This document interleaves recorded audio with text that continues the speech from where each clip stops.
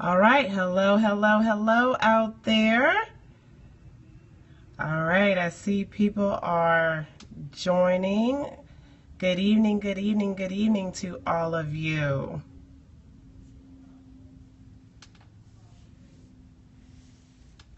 All right, how you guys doing out there? How's everyone doing? I hope that you guys have had a good day. And thank you so much for being here. Tuning in with hanging out a little bit this evening with Completely Yours events. Thank you guys so much for coming. All right, how you guys doing out there? How are you doing? Good evening, everyone. So it is right at 8 o'clock. I'm so excited. Opulence events. I'm excited too. This is only my third time on Periscope, so you guys bear with me. I'm definitely not an expert at this, but I'm learning because this, I'm like, wow, this thing is catching fire. So excited to be with you guys this evening. And love, all the love that you guys are showing. Thank you so much. I appreciate it. Appreciate you taking your time out. Hey, Events of Style. Thank you for joining. I see C-Suite Events out there. Let me know who's out there. Riro just joined. Thank you for joining. So thank you guys so much for taking time out of your evening. I know you could have been doing other things. Expressions of Elegance, custom bow ties. Woo woo. Thank you for being here. So, hey, Events of Style. Love it that you're here, Diane. Awesome. So thank you guys so much for being here. We're going to talk a little bit about, oh my gosh, Birds of Paradise, Tiffany, woo woo, Tiffany in the house. So again, thank you guys for being here. I'm so excited about doing this Periscope this evening. Again, this is only like our third time Periscope, and so, bear with us. We definitely want to be able to bring you hopefully valuable information that you think will help you along the way. So for those of you who know me, I'm Jon'll Boyd. I'm the owner and CEO of Completely Yours Events. And for those of you who do know me, then I'm affectionately known as the event boss. I'm not scary. I just like to get the job done. Okay. But again, thank you for being here. So we're going to talk a little bit about 7 keys to a profitable event. Okay. And, it doesn't necessarily mean that, you don't know how to plan an event, but I know that sometimes, with our clients, they come to us and they're like, you know what, I love events, but I feel like sometimes they can just be a huge resource sucker. Like they're like, I want to plan this event, but at the end of the day, it's a huge, burden on my time, my resources, my finances. And then sometimes in the end, they're disappointed because they didn't get the results that they were looking for. And definitely we never want our clients to walk away feeling that way. So hopefully the keys that I'm going to share with you this evening, again, just a few tips that will hopefully put you on the right track, if you are looking to plan an event. And you want to, just know how can I do this a little bit better than I've been doing it, or what are some things that maybe I can just do differently. So hopefully that's what this is going to do. Now, one thing I will say is I love questions. I love for you guys to engage with me. I see the hearts. So thank you. And I want you guys to keep engaging with me throughout the course of this, this Periscope. So one thing I'll say is if you have questions, ask away. Put them in the chat, ask away, and I have my assistant out there who's going to capture your question.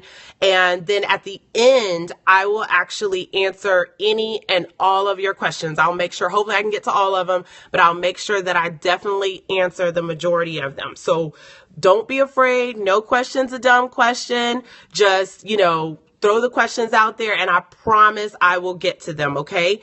The other thing is that, hey, if you know somebody that you think should be here, then hey, make them join.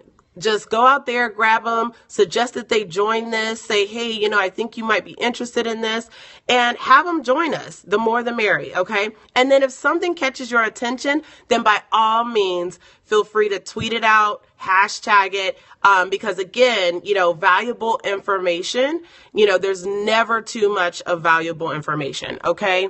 So again, Jon'll Boyd here, owner, CEO of Completely Yours Events. I'm excited to be with you guys, and let's go ahead and jump right in, okay? So the first thing that I talk about with you guys is the first key that I would say, which is the most important. Now you might say, oh, you know what? That's a no-brainer. You know, I definitely know that you have to have a plan. That's, you know, that's a part of an event. But you'd be surprised how many people actually do not plan. You know, we get clients all the time who come to us and they, you know, they jump right in and they say, you know what, I have this wonderful idea for an event, and I think it's so wonderful. I want to get my message out there. I want to make sure that people know about this good platform or this good thing to, you know, to invest in. And so they don't start with a plan in mind. And my favorite saying is, if you fail to plan, then you plan to fail. Okay? Tweet that out. If you fail to plan, you plan to fail. You have to have a plan, okay? And that plan usually involves two key questions, okay? Who do you want to attend your event? And why do you want to have the event? Okay? Who do you want to attend your event and why do you want to have the event? So it's important that you know who you want to be in the room, because first of all, that's going to let you know even where to start with your messaging, with your marketing, you know, with who you're trying to actually target. And then why do you want to have the event? You know, why is it so important that you care about impacting other women? Why is it so important that you care about getting the message out about anti-bullying? So you have to know why you want to have it as well. So the second thing, and this is my favorite, the big bad B, the budget, okay? Everybody hates the budget word. And it's because I think that sometimes there's not the best understanding of what a budget is actually for. You know, a budget doesn't necessarily mean that you can't have it. It just means that you're planning for it or you're planning to have it. So you want to make sure that you start with the end goal or the number in mind. So one of the questions that I always start off by asking my clients is, you know, what is your budget? What did you decide was going to be your number for planning this event? And a lot of times, of course, what's the answer that I get? You guys probably, if there's planners out there, then you guys know what the answer always is, right? I don't have a budget, right? Is that always the answer that you get? Absolutely. But I would say that actually they do, because while you may not write exactly, BOP event says, I don't have one. That's what we always get, right? While you may not think you have a budget, most clients always know what they don't want to spend. They may not know what they do want to spend, but a lot of times they absolutely understand the number that they don't want to go over, okay? Like, you've been there. Somebody, even when they ask you the question, they say, hey, what's your budget? You probably have even answered them, well, I don't really have one, or, well, I don't really know what I want to pay. But in actuality, you do have a number in mind. Most people come to the table with a number in mind, but that number might be their threshold. It might be, you know what, I know that I don't want to go over $50,000, or I know that I don't want to spend X amount on this. So what I would suggest is ask them, you know, what number is it that you don't want to spend? Because in order for you to understand what you can do and what you can have, you have to have a number in mind. Okay, so we'll move on to the next key. The third, promote, promote, promote.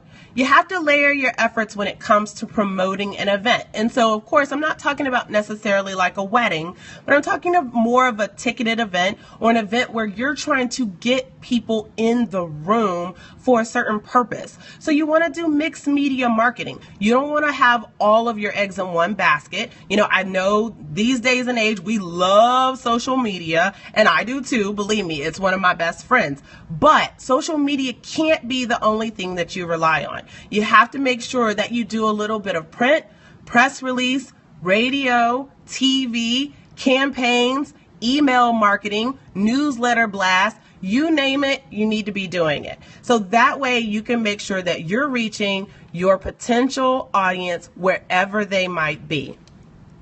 So let's move on to number 4, negotiate. So this can be a scary word sometimes as well when you're talking about an event. A lot of times clients think that, you know what, how do I negotiate something? How do I, make sure that I can get what I want? Now, understand, negotiating doesn't mean that you go in and you ask for something for free. Let's be clear. I know that we all like that freebie. We all like that hookup. But negotiating means that you are trying to figure out what's the best possible solution that can be a win-win for you and the person that you're trying to get to invest in your idea or your event. So yes, you have to be in it to win it, but you need to understand exactly what the result is that you want to walk away from that negotiation. So there are deals out there waiting to be made. That is such a misconception that, you know what, the dollars aren't out there or people aren't out there. Actually, companies actually budget each and every year. They set aside, and I don't know if you guys are aware of this, but they set aside a portion of their budget each and every year just for purposes of sponsoring certain events, certain platforms, certain things. So the misconception that you can't go out there and negotiate, a contract or negotiate a term or ask for a sponsorship is absolutely incorrect. Usually what happens or prevents us from getting to those dollars is that we don't have a plan to ask for it. So couple of things you have to do. You have to be clear about your demographic and your platform so that you can explain to someone else who it is that you're trying to reach. You have to be clear about that. You have to have a sponsorship proposal. You need to make sure that you have down in writing exactly what is going to benefit someone if they were to come on board and sponsor, your program or your event. What's in it for them? I always say with them, what's in it for me? What's in it for them? So you need to be clear on that so that it's not just, hey, give me. It's no, hey, this is a partnership. You're going to benefit from this the same way that I am. And that sponsorship proposal will lay that out for them. Now, they may not read the whole thing from front to back, but knowing that you have that and you're prepared to deliver that upon ask is huge. Then be prepared to tell your story. Don't be afraid to tell why it is that you want to impact women globally. Maybe it's something that you lived through or you experienced your mom experienced it, and so that impacted you tremendously. Don't be afraid to share that. They want to hear your story so that they can understand why you're bought in, and then that in turn makes them be bought in. And then next, ask for the money. How many times have we walked in a room and we've talked about, our passion, we've talked about our event, we've talked about why we want to have it, but then we leave it all out there on the table. We don't close it. We don't ask for the money. You have to ask. These days, nobody's just going to give it to you, so you have to be ready to ask. And then my last, which is my favorite, and you can hashtag this, be brief, be brilliant, and be gone, okay? If somebody tells you that they're going to give you 5 minutes of their time, you better believe that you better be in there, you better share with them your idea, and you better be out of there. Never disrespect someone's time that they have, given you graciously. So again, hashtag be brief, be brilliant, and be gone. All right? We're going to move on. So number 5, key number 5, sales. I love sales.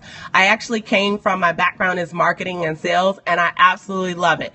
If I'm not closing a sale, then it's just not a good day for me, okay? But make it easy for your audience to buy. You want them to understand where they can get a ticket, know exactly how they can get a ticket. You don't want there to be any questions at all. So when you're marketing your event, your link to how you can buy a ticket needs to be included at each and every turn. There should never be a time that the name of your event is out there and you don't have a link that includes how they can get directly to those tickets and you can get that sale from it. Understand, people will not go searching for information that they feel like you should readily make available. Let me say that one more time. People will not go searching for information that they think you should make readily available to them. So that includes making sure that they can easily get to your registration, ticket sales, and get their ticket just as easily as possible. And speaking of registration, that's the first experience that they have, right? How many times have you gone to a registration system and you're clicking all over the place, or you've gone to somebody's website and you're trying to find out, okay, well, where can I even get a ticket? Where do I purchase it from? How do I get information? How many people have experienced that before? Is it just me? I'll raise my hand because I know I've been excited and I've been ready to purchase my ticket only to find out that I can't even figure out where to get it from. There's no click here, buy the ticket now. Make it easy for them. That's right, Events of Style, you have. Thank you. So yeah, make it easy on them. Don't make it hard. If they want to buy, then let them buy. So put a big button on there that says buy your ticket here or click here or anything simple like that. That's communication that is clear and concise, and it leaves a great first impression. All right, so moving on to number 6. Okay, so why are they wanting to come in the first place? Because of the content. The content, it's queen. You have to think about your audience.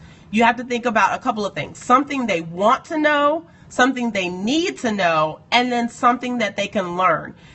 Everybody wants to come to a good program, to a good event that has great quality content, and that's what's going to keep them coming back for more. So you want to make sure that that's there. Understand who your speakers are, understand who your entertainment is, and make sure that that's going to align with what your audience wants to see, hear, and feel. And they should always walk away with at least just one nugget. Even if they don't have a page full of notes, if they have one good nugget that they can walk away with, then they've come and they've learned something. And then lastly, the 7th key is follow up and feedback. And this, my friends, is huge because you leave a lot of money on the table when you don't get the follow up and feedback right there while they're in the moment. A lot of people actually wait until, believe this, they wait and they send a survey like days later. Well, I can tell you one thing. I can barely remember what's happened yesterday, let alone a week later. So if you send me a survey a week after I've attended an event, then I can pretty much guarantee you I won't remember half of the stuff that happened. So you don't want that. You work too hard to have the event. You put on a great event.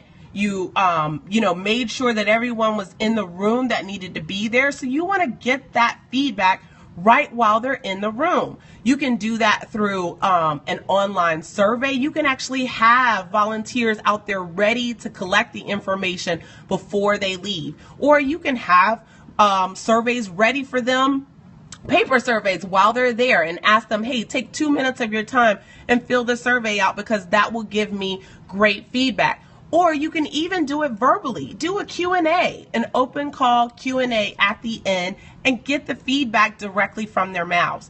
But one thing you have to do is you have to get it while it's still prominent and while it's still in their head. And then you end with the next event in mind.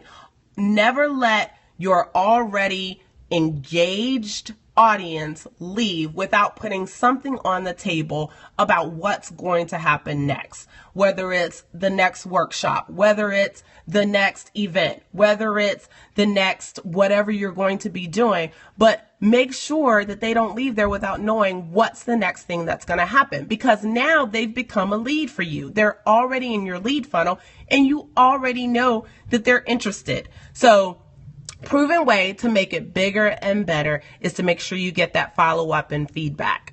All right. So that is the 7 keys to a profitable event. And so at this point, guys, open it up for questions, because as I promised, I want to make sure that I do get questions from you guys and I'm able to answer those questions for you. So hopefully you went out there and put those questions out there in the chat like I asked you guys to. If you didn't, then feel free to post them now, and that's totally fine. And you can ask them that way too. But send your questions. Let me know what you thought. Let me know your thoughts. If you have any questions that you want me to answer for you, then post them in the chat. So let's see what we've got here. Okay, so let's see. I see one question here. Okay, so one person wanted to know how exactly, or when's the best time, it says, for you to look to get sponsorships. Okay, so in terms of sponsorships, I think it's important to understand, who exactly you're going after. Excuse me. Who exactly you're going after, and what's that target company all about, because that's going to determine how far in advance you need to approach them. Now, what I will say is, just in general, and I'm speaking generalities here, is that most companies, they plan for what they're going to do in the next fiscal year. They plan for it in the last quarter of their current year. So if you're going after a company that you wanted to get a sponsorship from, let's say in March of 2016, then you would need to start approaching them right now. Okay, because they're going to be planning for what they're going to, how many sponsorship dollars, like what amount of sponsorship dollars that they're going to allow. They're going to be planning for that right now as they close out 2015. They're going to be planning for the next quarter of 2016. Okay, so and if you want to make sure that you're able to do that, then that's what you want to do. Okay, let's see. The next question I saw was, what's the number of attendees that you should shoot for at an event? Okay. I think that question really, honestly, is going to depend on a lot of things. It's going to depend on your logistics in terms of what your room can hold. But, if you're looking for more of what's the target number for yourself as far as a goal, then I think you have to ask yourself again, going back to our earlier conversation, is what's the purpose of your event? If your purpose is to spread a message or deliver a message, then maybe you say to yourself, okay, if this is my first event, if I can get at least 50 women in the room to hear my message about empowering women, then, I will actually, that's my goal. I will actually be comfortable with that goal. Then that's your target. If you're trying to reach a financial goal, then of course that's going to take some more work in terms of understanding the value of the ticketed amount and how that then correlates to the number of people you need to have in that room. Okay, so hopefully I helped to answer that question. Any other questions? Let's see. Let me see if we got any other questions that came up here. And please feel free to post them in the chat again if for some reason I did not get to your question, because I'm trying to see if we got any other questions on my end. Let's see. Any other questions out there? I think I saw another one about sponsorships. Did anyone else put one out there?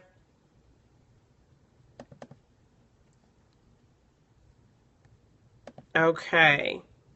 Okay, one more. Let's see. Okay, so here's one more question. They ask, if my budget isn't big enough to hire a planner, then what do I do then? Okay, so if your budget isn't big enough to hire a planner, well then I would say you want to definitely follow a lot of these keys that I just provided this evening, because I think they will help put you in the right direction and help put you on the right track. But I would also ask, you also want to evaluate, well, is your budget, not big enough to have a planner? Because sometimes the misconception can be, well, I can't hire a planner, I can't afford one. But again, the question might be you can't afford not to have one. So you want to do the due diligence and actually do your research. See if maybe you can hire a planner, because I'll tell you, planners actually save you